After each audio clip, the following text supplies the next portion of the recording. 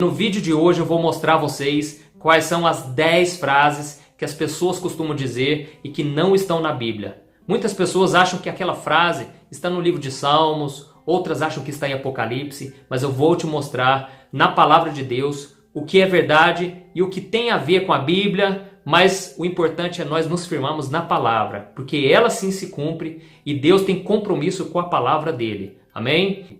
Então, como eu estava te dizendo, muitas dessas frases que as pessoas costumam dizer, elas podem sim prejudicar. E eu me lembro que no final dos anos 90, talvez você se lembre também, o mundo estava para acabar. Na maioria da mente das pessoas, o ano 2000 seria o último ano. Isso por causa de uma falsa profecia. E essa profecia dizia o seguinte: até 1000 irá, de 2000 não passará. Quantas pessoas acreditaram nessa mentira? Elas acharam que do ano 2000 não passaria, porque essas pessoas não tinham conhecimento da Bíblia. E a Bíblia diz que nós não sabemos quando acontecerá, que Jesus irá voltar. Então nós devemos tomar cuidado. E quantas pessoas eu fiquei sabendo que elas se suicidaram, outras entraram em depressão, outras venderam tudo que tinham, elas gastaram tudo, porque elas pensavam, o mundo vai acabar mesmo.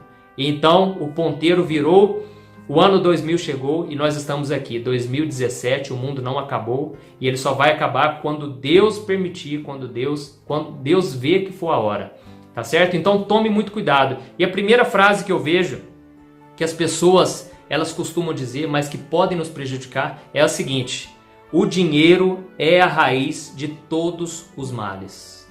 Muitas pessoas acham que essa frase foi dita pelo apóstolo Paulo. E por causa disso, elas acham que o dinheiro é do diabo, o dinheiro é prejudicial. Mas o que a Bíblia diz é o seguinte: porque o amor ao dinheiro é a raiz de toda espécie de males. E nessa cobiça, alguns se desviaram da fé e se traspassaram a si mesmos com muitas dores. Perceba aqui que o dinheiro não é a raiz de todos os males, mas é o amor ao dinheiro que é a raiz de todos os males. Porque quando nós amamos o dinheiro, nós deixamos de servir a Deus. Foi isso que Jesus disse. Nós não podemos servir a dois senhores. Ou servimos ao dinheiro, ou servimos a Deus. Então, é muito importante que você saiba essa diferença. O dinheiro não é algo ruim. Imagine que você vá a um hospital e nesse hospital não foi implantado dinheiro ali. Então, o hospital é sujo, não tem higiene, está faltando todo tipo de coisa. Isso porque o dinheiro não está presente ali. Mas um hospital onde foi implantado dinheiro, o hospital ele é limpo, ele é organizado, tem muitos funcionários, muitos médicos capacitados. Então o dinheiro pode sim ser algo bom, pode ser uma bênção na sua vida se você souber tratar o dinheiro como um servo e não como um senhor. Eles falam que o dinheiro é um péssimo patrão e eu acredito nisso. Você não deve deixar o dinheiro te dominar. Você é quem deve governar o dinheiro. Então, imagine como nós iríamos sobreviver nesse mundo capitalista sem dinheiro. Eu não estou falando que você deve sim buscar o dinheiro acima de tudo, não. Porque aqui, como nós lemos, diz que muitos se desviaram da fé por buscar o dinheiro em primeiro lugar. Então você tem que entender que o dinheiro pode sim ser uma bênção na sua vida se você não amá-lo, se você não buscá-lo em primeiro lugar. Você precisa confiar que Deus há de suprir as suas necessidades. Eu sei que é difícil viver nos dias de hoje sem nós nos preocuparmos com essa questão financeira, mas nós devemos sempre entender que Deus é quem nos supre e Deus é quem coloca o dinheiro na nossa mão e nós devemos usar ele também com sabedoria. Tá certo? A segunda frase que as pessoas costumam dizer, mas que não está na Bíblia: o cair é do homem, mas o levantar é de Deus. Por mais que essa frase faça sentido, porque nós muitas vezes caímos e Deus nos levanta, muitas vezes nós estamos sem força e o Senhor vem e nos fortalece. Essa frase não está na Bíblia. Eu me lembro que eu tinha acabado de entregar minha vida para Jesus no ano de 2002 e eu ouvi uma moça dizendo isso de um púlpito. E ela disse: irmãos, porque na Bíblia está escrito que o cair é do homem, mas o levantar é de Deus. E eu acreditei, eu achei tão fantástico, eu falei, nossa, que bênção. Mas o tempo foi passando e eu queria saber onde que estava essa frase, até que eu descobri que ela não está na Bíblia. Então, o que eu quero te dizer é o seguinte: você cai e Deus te levanta, mas você precisa estar na presença de Deus, porque quantas pessoas aí estão caindo e o Senhor não está levantando, porque essas pessoas não buscam a Deus, essas pessoas não obedecem à palavra de Deus. Então Deus, a vontade dele é levantar todos, mas Deus precisa que no coração do homem exista fé, exista o desejo de mudança. Eu quero ler para você uma passagem que parece um pouco com essa frase. Diz assim, ó: pois ainda que o justo caia 7 vezes, tornará a erguer-se, mas os ímpios são arrastados pela calamidade. Percebe aqui que os justos, ou seja, aqueles que obedecem à palavra de Deus, eles podem até cair várias vezes, mas Deus sempre vai levantar eles. Amém? Então a terceira frase que as pessoas costumam dizer: Deus escreve certo por linhas tortas. Geralmente as pessoas dizem essa frase quando algo não vai bem em suas vidas. Elas acreditam que Deus escreve certo, mas através de várias situações que dão errado. Eu até entendo o pensamento delas, mas eu acredito que o correto seria: Deus escreve certo por linhas certas. E nós é que entendemos tudo errado. Então nós achamos que tudo está torto, tudo está dando errado, mas na verdade nada foge do plano de Deus, nada foge do controle de Deus, mas a verdade é que os caminhos de Deus, eles são muito mais elevados que os nossos, os pensamentos de Deus são muito acima dos nossos, e por isso nós não entendemos, mas que Deus escreveu certo por linhas certas, Ele escreveu, você pode ter certeza. E eu quero ler para você uma outra passagem que diz: assim como os céus são mais altos do que a terra, também os meus caminhos são mais altos do que os seus caminhos, e os meus pensamentos mais altos do que os seus pensamentos. Então, aqui nos mostra, que os caminhos de Deus são muito maiores que os nossos. Deus pensa lá na frente, Deus já sabe de tudo, mas nós muitas vezes não entendemos. Então, você tem que entender, Deus está no controle de tudo da sua vida. Por mais que algo deu errado, Ele ainda está na sua história. A quarta frase que as pessoas costumam dizer: quem não vem pelo amor, vem pela dor. Eu confesso que até eu uso essa frase, porque ela tem muito a ver com o que a Bíblia mostra, Tá certo que ela não está na Bíblia, e é por isso que eu quero te mostrar nesse vídeo. Essa frase não está na Bíblia, mas ela tem muito a ver, Porque muitas vezes Deus usa o sofrimento para atrair as pessoas. Pessoas de coração duro, às vezes elas precisam sofrer, elas precisam passar pelo vale da dor, do sofrimento, para reconhecer que Deus é o Senhor. E a Bíblia fala de um rei chamado Nabucodonosor. Esse rei, ele viu as maravilhas de Deus, ele viu o poder de Deus agir na sua geração, mas ainda assim ele não se prostrou diante de Deus. Pelo contrário, ele se rebelou contra Deus, e Deus permitiu que viesse sobre ele uma loucura, um tipo de loucura que ele ficou como um animal, como se fosse um boi. A Bíblia diz exatamente isso, que esse homem, ele pastou de verdade, literalmente, por 7 anos. E depois desses 7 anos, o Senhor restaurou dele a sua sanidade, e ele então se prostrou diante do Senhor. Mas esse homem, ele passou pela dor para reconhecer a Deus. E nós muitas vezes precisamos passar por algum tipo de sofrimento para buscar a Deus. Por isso, o meu desejo para você é que você atenda ao chamado de Deus assim que Ele tocar no seu coração. Você que está assistindo esse vídeo, não relute contra Deus, porque Ele tem o melhor para a sua vida. Você não precisa ter medo do que Deus quer fazer na sua vida. Eu quero ler para você uma passagem que está lá em 2 Coríntios capítulo 7. A tristeza, segundo Deus, produz um arrependimento que leva à salvação e não remorso. Mas a tristeza, segundo o mundo, produz morte. Então aqui nós vemos que quando nós sentimos uma tristeza que foi gerada por Deus, aquele arrependimento verdadeiro, isso nos leva para a salvação. Está vendo quanto é importante a dor para nos levar para algo melhor? E o próprio Salomão, no livro de Eclesiastes, ele disse que a tristeza, ela faz bem para o coração, porque ela melhora o nosso coração. Então, essa frase, só para te informar, ela não está na Bíblia, mas ela tem muito a ver. Quem não vem pelo amor, vem pela dor.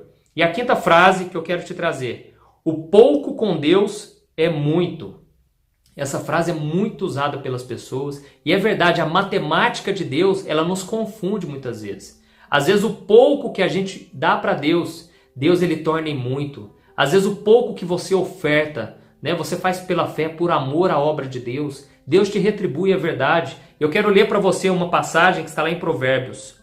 Há quem dê generosamente e vê aumentar as suas riquezas. Outros retêm o que deveriam dar e caem na pobreza.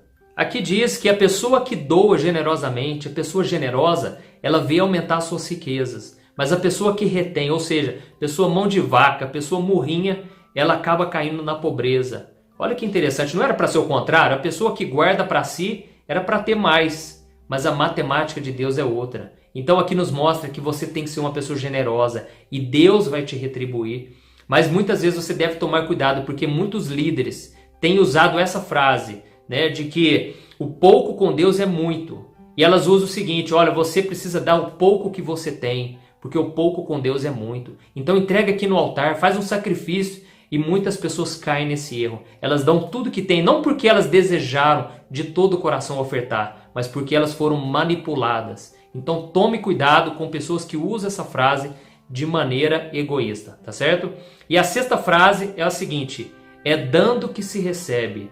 Eu já ouvi essa frase muitas vezes, até mesmo de pessoas cristãs, e muitas vezes já me questionei: nossa, será que é isso mesmo? Se você der, você vai receber todas as vezes? E por isso eu disse, muitas dessas frases podem nos prejudicar, porque muitas vezes nós sabemos, nós damos, nós fazemos um favor para alguém, fazemos algo e nem sempre as pessoas nos retribuem. E por isso nós devemos entender que essa frase não está na Bíblia, porque muitas vezes as pessoas não vão retribuir, mas você deve confiar que é o Senhor quem vai te devolver, porque Deus é fiel. Eu quero ler para você uma passagem de Atos, capítulo 20. Em tudo o que fiz, mostrei-lhes que mediante trabalho árduo devemos ajudar os fracos, lembrando as palavras do próprio Senhor Jesus que disse: há maior felicidade em dar do que receber.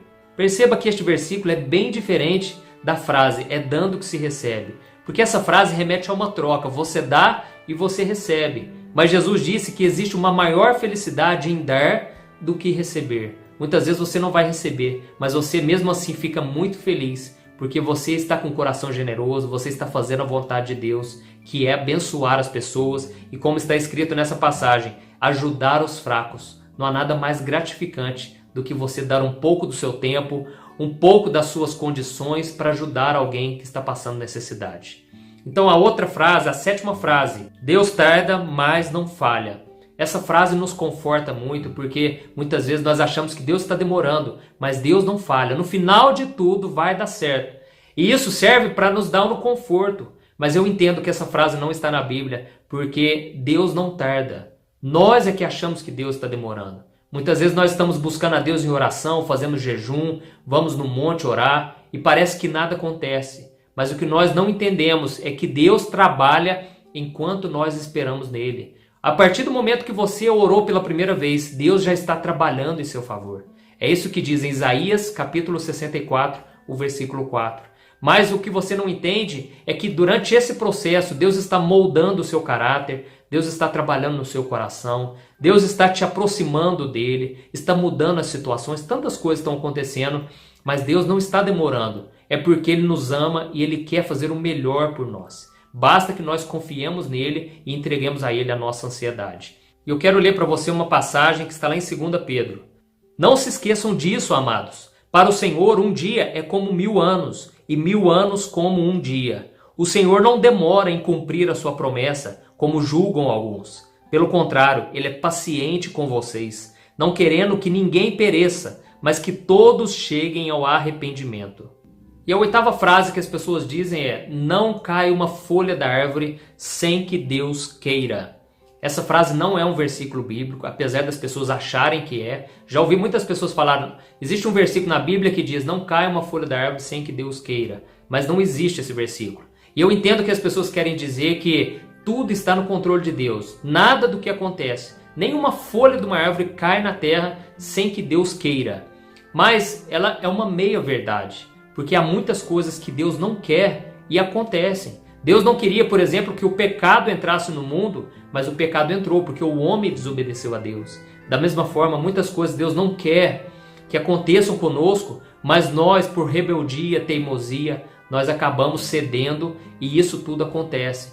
Então nós devemos entender uma coisa: somente quando nós estamos no centro da vontade de Deus é que Deus ele cuida de cada situação nossa e Ele faz cooperar para o bem. A palavra diz em Romanos 8:28 que todas as coisas contribuem para o nosso bem daqueles que amam a Deus e que foram chamados segundo o seu propósito. Então é muito importante você entender que as coisas acontecem do jeito de Deus, na vontade de Deus, quando você está em obediência. E há um versículo lá em Lucas que Jesus disse para os discípulos: todos odiarão vocês por causa do meu nome. Contudo, nenhum fio de cabelo da cabeça de vocês se perderá. Jesus estava mostrando para os discípulos: olha, vocês vão ser perseguidos, vocês vão ser odiados, mas saibam que tudo estará debaixo da vontade de Deus, porque vocês são meus seguidores e vocês estão fazendo o que Deus quer, então vocês estão bem guardados pelo Senhor. Amém? E a nona frase que as pessoas costumam dizer é: esforça-te e eu te ajudarei. As pessoas usam essa frase pensando que está na Bíblia, porque realmente há muitas passagens falando a respeito de nos esforçarmos para fazer a vontade de Deus, para perseverarmos, mas em momento algum você vai ver a palavra esforça-te acompanhado de eu te ajudarei. Isso porque Deus não faz barganha com ninguém. Deus quer que você se esforce, mas não é por causa disso que Deus vai te abençoar. Não é por causa disso que Deus vai te ajudar. Deus te ajuda por causa da graça, por causa do amor dele. É um amor incondicional. Deus vai te ajudar ainda que você venha fraquejar, ainda que você não tenha conseguido alcançar os seus objetivos. Deus ainda assim vai te ajudar quando você depender dele.